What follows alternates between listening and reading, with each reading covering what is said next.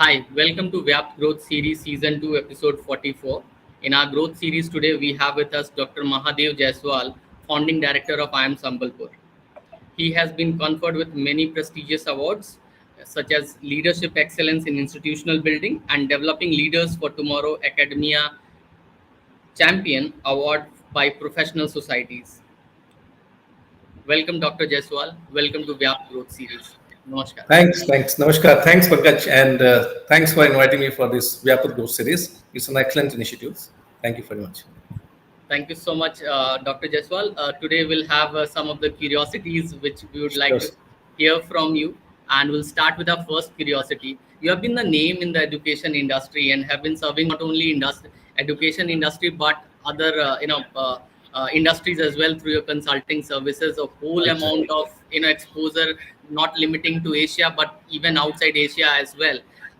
So I'm sure people will get a good amount of understanding what the society is going through, the greater amount of changes happening in the higher education industry. Sure. So I'll start with my first curiosity now. Is education industry has changed dramatically in the last 5 years as we see. So what developments on the horizon could affect the future opportunities, and where do you think the growth will happen in next half a decade?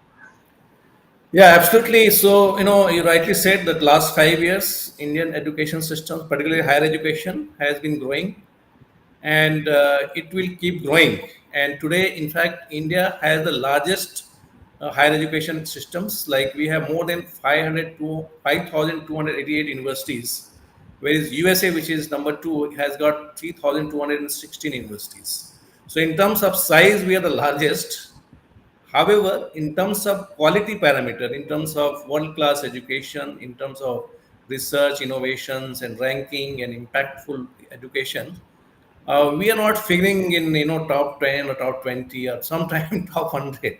So my concern and my strategy or growth should rather than where the growth will happen, I would say where growth should happen in terms of higher education. I think quality education, quality in higher education. Why should somebody go US all the way to do PhD in higher educations? Okay. Even today, like anybody who pass out from IIT or IIM, they generally prefer to go to Stanford, Harvard, and MIT, top university of the US to do their higher education, particularly research and PhD. So that shows that we are lacking in terms of innovation and research, and which has been clearly depicted in terms of world ranking. IITs and IIMs are attracting the best talent of the world in terms of students. We have to attract the best educators, faculty also of the world. So those who pass out from those top universities should come and join. And that is the strategy I think Indian higher education system has to adopt. That in terms of quality growth, and that will also impact not only higher education, it will impact your industry as well, because the nature of industry today in India more of manufacturing and transactions. We are not innovating any product or services in the marketplace. We are basically attracting a lot of investment, but that is more from the consumer side or manufacturing side. I think Indian higher education systems need to refocus on research and innovation. And there are two drivers for that, which is giving us this kind of opportunities in the future. One is digitalizations. Now, digitalizations is a big opportunity for Indian higher educations, because now anybody can get higher educations from anywhere and they can access the resource. Because earlier we would say that where do you access the resource in order to get the quality research? So all the quality data and quality access of resource can happen through digital platform. And thanks to COVID, it has enabled Indian higher education as well as education systems, which has gone for digitalizations of their learning systems and their administration systems. And today, if you go to any institution, particularly at IIM Sambalpur, we are one of the best digital infrastructure created for the classroom experience. And that provides an opportunity for the quality. Like we don't have to teach everything in the class, because 1 hour or 1.5 hour class is very important, because when your intellectual faculty and students are interacting, they must create something new. And the content dissemination can happen online, but content creation can happen in the class. Mhm. Okay. So that will provide the quality. So digitalization is going to one of the growth, drivers. The second driver is National Education Policy 2020 of Government of India. There are two or three very important features NEP 2020 has given. One is it provides opportunity for flexibility in education. Like you can do some work and then after a year you can come back to university or education systems, do your study. Again, you can go back. So plug and play, you can learn and earn. Those kind of models are provided in that. You don't have to do your education first, then you go for job. You can do some education, go for job, and come back again, do some educations as per your requirement. So that flexibility has been provided, which will provide a large opportunity for quality growth. You don't have to spend and take risk that, okay, what will happen after my education? Will I be employable or not? So that provides an opportunity in terms of NEP policy, NEP 2020 education policy. The second is that it encourages interdisciplinary of educations.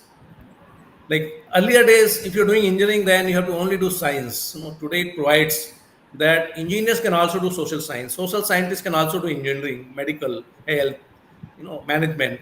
So I always remember one of a very top researcher in US where I interacted. His name is Herbert Simon.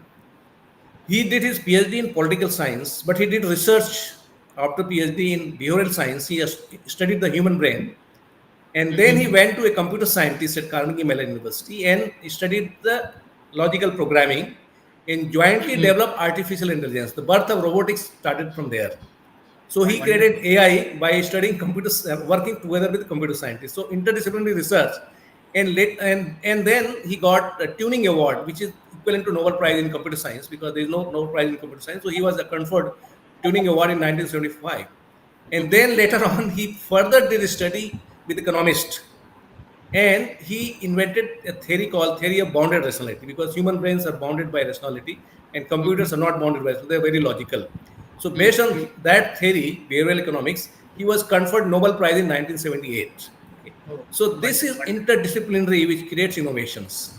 And that has been now enabled in the NEP 2020. So I feel these two drivers has a great opportunity for Indian higher education systems to outscores many top universities of the world and create the name for Indian higher education in terms of growth strategy.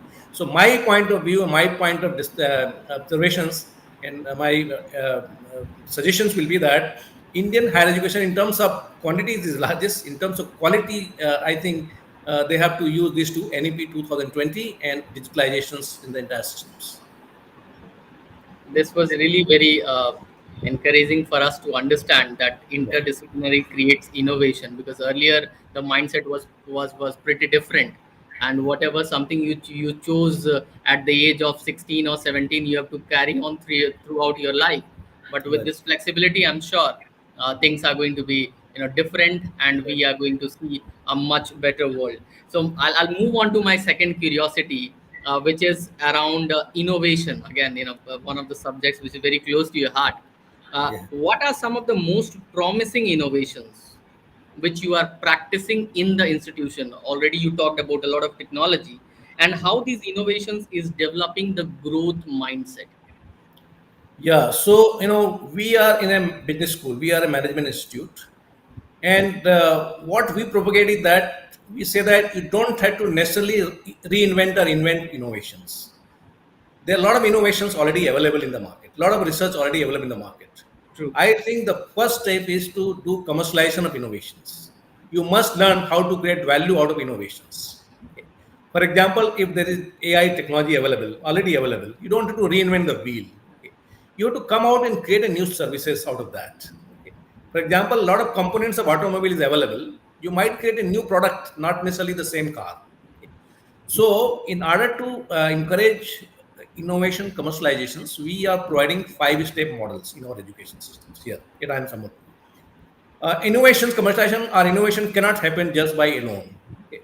So we are saying step one is collaborations. First, you do your collaborations. For example, either you work with your peers who are the diverse background. Diversity is important, and today whole world is talking about diversity and inclusion. You work with the diversity, like if you're an engineer, work with a social scientist. If you are a finance expert, work with the marketing, operations, human resource persons. And then second step is, and also you can collaborate with peers, industry, education institutions, globally, Indians, and also with society, okay, in order to find out the problems, opportunities. Step two is experiment. Go and try something new. Don't try to learn something which is already learned. Okay. So when you are collaborating with different people, the step two should be collaborate. Please experiment. Experiment new ideas. You might fail, and don't be afraid from the failure, because failure is a great source of learning. Okay. You learn how to succeed. Okay. So Indian system generally say that once you fail, then don't get into that. We are saying just fail it, no problem, but experiment. And with experimentation, you should differentiate, like you create something new. Okay. And that is called step four, which is innovation.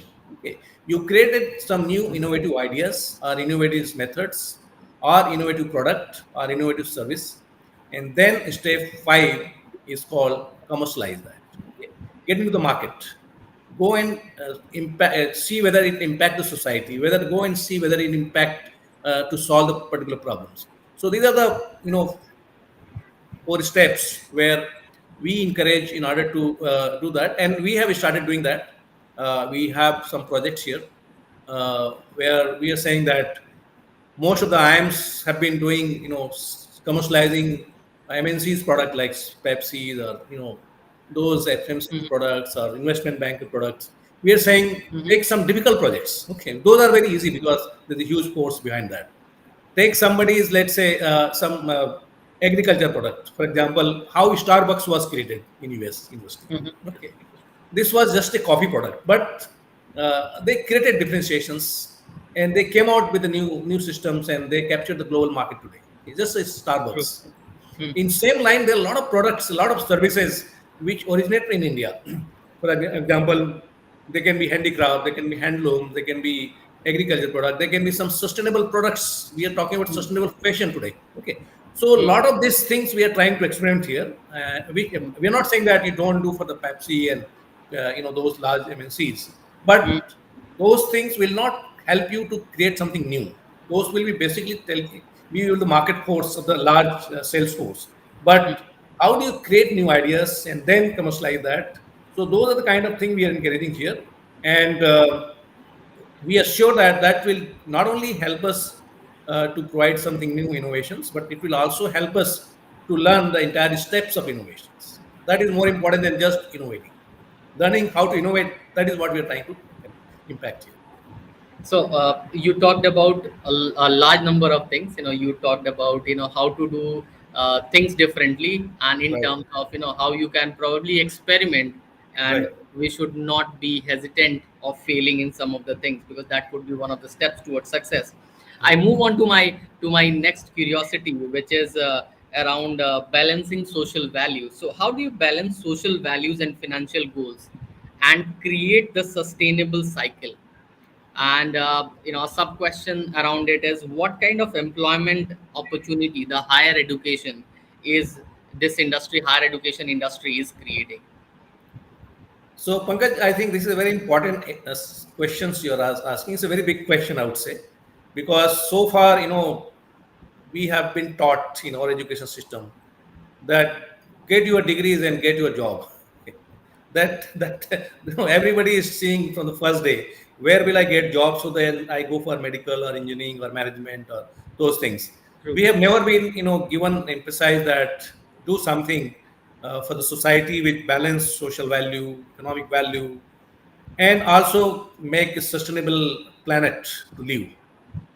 And that's the mistake large number of education systems worldwide, not only in India, has done and committed. And industries are now realizing, when climate change has become the major focus in the whole G20 as well as any other forum. Okay, and we are talking about how to reduce the carbonizations. So I feel there are again three drivers we should remember for the next 10 to 20 years, and these three drivers will remain, I feel. And this is, I call 3D disruptions. Mm-hmm. The first D is disruption due to digitalizations. Mm-hmm. Second D is disruption due to decarbonizations. Okay. And third D is disruption due to democratization of business. So Okay. what we are saying is get into 3D disruptions, make use of digital technologies, AI, internet, chat GPT. This will connect you to the whole market, supplier, customers in a very optimum way. So you will reduce the wastage and blockchain, crypto, it will reduce a lot of coordination costs because digital technologies does reduce the coordination costs. For example, right now we are able to communicate very effectively True. without any, cost of travel, cost of other hassles, and True. cost of energy. Okay, because you travel, you consume so much of energy. Okay. And so that same way, I think a lot of things can be done in a digitalization. So digitalization provide an opportunity to globally connect and disrupt the entire methods of doing anything. Second is don't use carbon at all. Like we are talking about social value or reducing and making a sustainable society. And that should be in the mind that how can I recycle? Like energy should not be bought. Energy should be created and consumed on the spot. Mhm. We have plenty of ways to make use of energy. We drive our car, we drive our scooter, we drive and also have a lot of place for solar.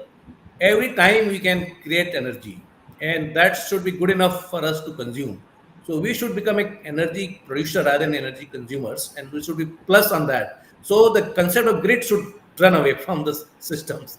Okay. Mm. And we become self-sustaining in terms of energy. So decarbonization, a lot of innovations are required, a lot of things are happening, a lot of policies have come, but it has to come in the mind of every citizen, every educated person, that how can I bring innovations in terms of decarbonization and use the that disruptions of decarbonizations from Mm. the entire business or entire industry or entire social life. Mm. And third is democratization means let's not talk about large companies. Let's talk about startups. It's a startup age. Mm. Every Ola cab driver is a entrepreneur. Mm. Every Oyo householder is a entrepreneurs. Mhm. Same way, every farmers is entrepreneurs. Let him be connected. Mm. Every individuals today, the gig economy can be entrepreneurs. So let's democratize using technology, and the market forces can be managed with the democratizations, and so that you don't create a huge industrial base and also propagate. For example, we have for example I will take, I'm not just talking, but we have taken a project called Mhm. sustainable fashion. Okay. Okay. So what does mean that whatever cloth you're wearing, okay, because a lot of this modernization of so-called textile industry happened when Britishers came to India. Okay, Mhm. they brought a lot of textiles. Well, India was very famous for handloom. Okay, Mhm. now this production of any cloth consumes so much of carbon, so much of chemicals, and then it's not good for body. Okay, Mhm. so if you use your cloth using handloom products which are produced by hand, okay, by a poor weavers, and that should be the fashion, not that the fashion should be some design. Okay, Mm. so we have taken that project. We have identified about 20,000 master weavers of Sambalpur regions, Mm. and yeah, they are 200 or 300 old industries, and right now they are facing challenge because they are not able to compete because the cost is high, and nobody buys their saris or clothes because of the cost. Only small pockets of market, and they are leaving their jobs and shifting. Is a large industry, and it's not only here; it's all over India. Okay, Mm. so what we have done is in a digital market, of course, they lost in the textile industries market, and now they should not lose on the digital. So we decided to take them, and we signed MOU with Flipkart to make them available in the digital marketplace. Then we realized that they don't have basic management education because they don't know how to do GST, taxations, and selling, costing, design. So we provided 12 2 days weeks in every week, 12 weeks at entrepreneur educations to Mhm. about 30 of them. We identified 30 entrepreneurs as a pilot. And then SIDBI came forward, and SIDBI has provided financially for this program. And now the next step is we would like now to create incubations which will do the marketing of this, marketing communications, marketing design, product design, and let them sell in the upmarket, and digital platform become the logistics for them, and upmarket created in the fashion. And then we say, don't wear other textile, wear the sustainable fashion, because this will be better for you for health, and you're also helping large number of viewers in this sustainable society. So social value, economic value, sustainability, this is how I think large number of projects can be created in these schools. We have just started with this one. We will do it pan India. Then we'll take some other product like organic farming. So how should be your lifestyle? Sometime when I see in a country or any state or any city with large number of hospitals, large number of doctors, I can predict that this place has a lot of disease. Okay, so we should create less number of hospitals, less number of doctors, and that is possible only when we change our lifestyle and make people better life, better eatables, better clothes, better thought process. That will reduce the health problem, and that will reduce the number of hospitals requirement. So that will be the real social value creation and economic value creation, because we should not spend so much of money on health services. Okay, we should create more on the sustainability of the business and sustainability of the life. So that is my thought on this. A lot of real changes coming in, and glad to know that you are helping some industries to come up the lane, as they have been technologically not sound in coming years. So I'm Sambalpur helping them, and helping them to come at the forefront and selling their products in the market. That's really a good cause. You have been engaging yourself and the entire team at IIM Sambalpur. After this, we'll move on to a rapid fire round. 10 questions Okay. coming to you. Has to be answered in one word, maximum of a sentence. Uh, are you ready? Yeah, sure. So here we'll go. 10 questions coming to you now.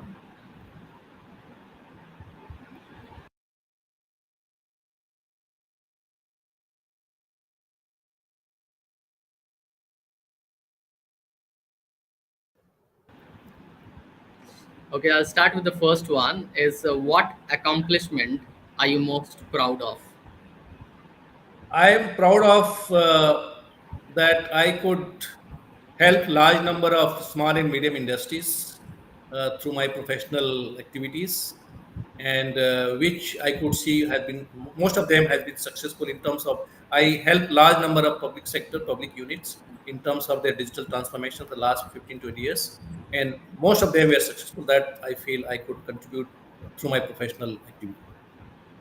Okay, so your accomplishments are your contribution. Yes. I'll move on to the second one. How do you deal with stressful situation? Stress should be always enjoyed. Okay, I always look for stressful situations, because that's an experience one has to take. Experience, stress should not be a problem. Stress should be, you should look for the solution. So I always enjoy wherever there is stress for whatever thing, because that makes your brain work much faster. I'm sure next one would be a little stressful for you. Yeah. Which one do you value the most? Is it creativity or efficiency? Yeah, it's a difficult question. So, it depends. Yes, every time you don't have to be creative, and every time you don't have to be efficient. Okay. So, situation to situations, yes. Whenever you feel that you need to create innovations, you need to be creative. When you need, you have to work fast, you have to be efficient. So, both has to be combined. One of the most challenging tasks so far.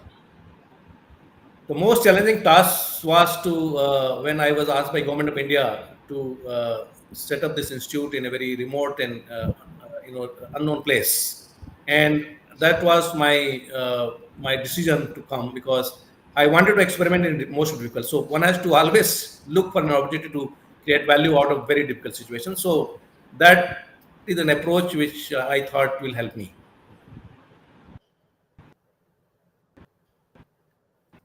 What is that one thing you're passionate about? My passion is, always go to class where they need your help. So I always feel going to underprivileged class, and because once you are with large number of underprivileged class, you become privileged. So if you really want to be privileged, go to the underprivileged class. That's my passion. How do you define success? Yeah. So success is not defined by position, as many people think. Success is when you create impact for the large section of society. and it's not position, it is your assets which you create, which can be used even without your presence. Your favorite social media app? LinkedIn and Twitter. These are the two applications which I enjoy interacting here. What's the one thing you'd like to start your day with? Morning, I always start with morning jog and yoga. These are two Mhm. things whichever place I am there, whether in the snow or whether in the winter or whether in the rain, I always enjoy walking in the morning wherever it is, whatever the situation. Okay, so what's the first thing you grab in the morning? The first thing I grab is what is called lemon tea and Okay, gram. Okay, okay. healthy food and Now, healthy drink. okay, the healthy thinking, Yeah. healthy drink, and then again some jogging, which is there in the morning. The last question to you. Till now, you've been 9 on 9. What's that one superpower you'd choose, if at Pardon me. all? Can you repeat the question? One superpower which you would choose. I mean, we have so many superpowers as a children. We had He-Man, we had Shaktiman, we had so many superpower personalities. What's the one Okay. superpower which you would like to choose? Oh, okay. Superpower in terms of real this thing. I mean, Yeah. yeah, I mean, really, those were virtual characters. So you can think of any character, a superpower character which you'd like to choose. Virtual character. Okay. Yeah. So I would say that superpower maybe uh, some some spiritual gods. Okay, I can Okay. say. Yeah. Okay, okay, okay. Yeah. So 10 on 10 to you in this rapid fire round, Thank and you. you've done pretty well. I'll move on to my last curiosity, which is about Sure. you as a leader. Sure. Uh, so, Dr. Jaiswal, I'm sure you must have taken a lot of messages, a lot of guidance from other leaders or from the mentors who have Yeah. been mentoring you throughout things. So, what are the uh, key takeaway message for future leaders and the lessons which you learned from your teachers, mentors, and how it has impacted your leadership style? Yeah, so one of the most important characteristics of a leader, which I have seen from my bosses as well as while I working here, Mm-hmm, one has to be always empathy, must have empathy. mm-hmm, You know, you should not be isolated. You should be always in the team. Okay. So you should not show that you are a boss. You should show that you are a part of the team. mm-hmm, So one is that you should have empathy and you should not differentiate. So you should not think in hierarchy. mm-hmm, You should be empathy. Second is you should always try to engage in every situation, and particularly in the crisis, you should be the front. You should take the blame for the crisis management of failure, and you should give the award to your team for any success. And third is you should always create more leaders rather than becoming a leader yourself. Okay. So leadership is not only one position. Leadership is a distributed leadership, I would say. Every individual should be leader, and leadership is more about taking initiative and solving the problem of others without any expectations from others. So these are the learning of leadership which I have seen, and I have found that. And the fourth characteristic is that you should be very effective communicator. Like you should not stop people to meet you. Okay. So in my office, I don't have appointment systems. Anybody can walk in anytime, and even 3 or 4 person can sit together. Be transparent in communications. Don't say that who will hear and who will not hear. So transparency and access to people is another characteristics which I have learned and I've been practicing that, and let people feel belonging to you. That is the emotional connect.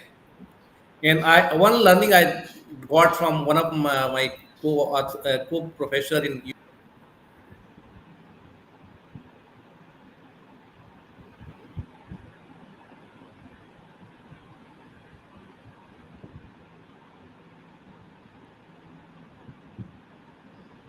I think there is some internet issues.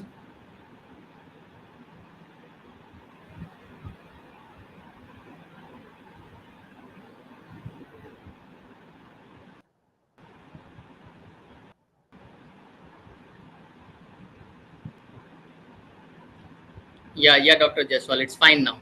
Yeah, I yeah. think you So yeah, so had some sorry, it internet. was Please yeah. go ahead. So The first one learning, learning I that's got okay. from Please. one learning I got from one of professor in US, Professor Dennis Russo. She is the author Mm-hmm. of Theory of Psychological Contract. Theory of Psychological Contract is the Mm-hmm. theorizations of leadership, where there are two kind of Mm-hmm. leaders. I mean, one is those who work with the legal contract that as per terms and conditions you have to work. Second is who is emotionally connected that everything cannot be written in the management. So if in case of any problems, your boss is not against you, but is supporting you. So emotionally, we connected theoretical psychological contact means psychologically is with you. So that helps actually to conceptualize that how we should be emotionally connected with your peers and your subordinates, so that people are not working just because it's a legal binding, but also working because it's a psychological binding.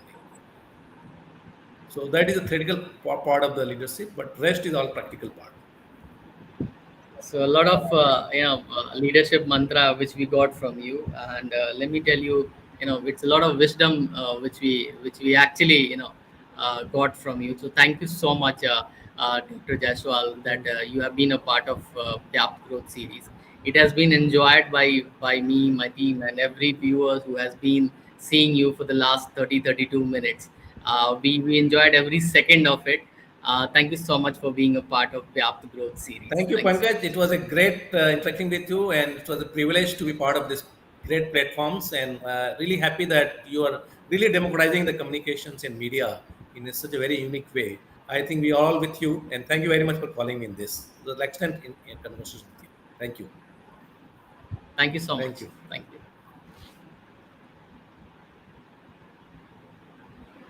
you.